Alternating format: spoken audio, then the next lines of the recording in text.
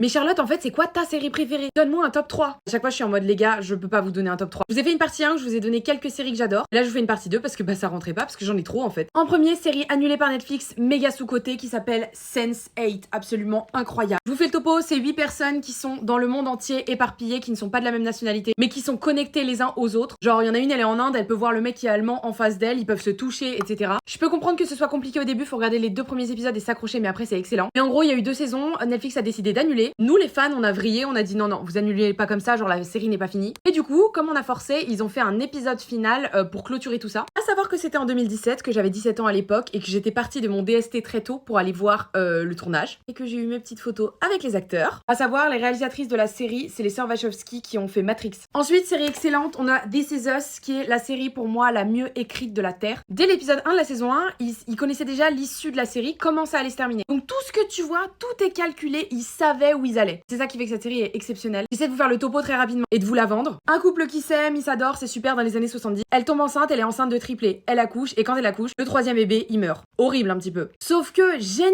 il y a un enfant qui est déposé à l'hôpital, qui a été abandonné. Le docteur leur dit, mais prenez-le, vous aurez 3 enfants comme ça. Sauf que le 3e enfant, du coup, ils le prennent et c'est un enfant qui est noir. Donc dans les années 70, aux États-Unis, être noir, c'est pas grandir de la même manière qu'un enfant blanc. Il y a plein de problématiques. Et en gros, la série, elle se passe à l'heure actuelle, elle se passe quand ils sont adolescents et quand ils sont enfants. Donc du coup, il y a plein de flashbacks, mais tout est lié, tout est bien écrit, c'est incroyable. Vraiment, regardez cette série. Je vais vous faire une vidéo spéciale sur cette série parce que vraiment, il y a trop de choses à dire. Ensuite, on a Vikings, série excellente, Ragnar, tout ça, Ivar, ma vie sur Terre. Je peux pas faire une série plus badass que celle-ci, elle est excellentissime. Si vous avez vu The Last Kingdom, moi je l'ai pas regardé parce que j'ai regardé Vikings avant. Et d'ailleurs, pour tous les Duolingo de TikTok, on dit Vikings. S'il y en a qui regardent en VO et ça se dit Vikings et pas Viking. Je préfère le dire en amont parce qu'on connaît cette application. Et en dernier, Scam Norvège. Voilà. Scam France, Scam machin. Non, ça n'existe pas. Scam Norvège, c'est l'original. C'est.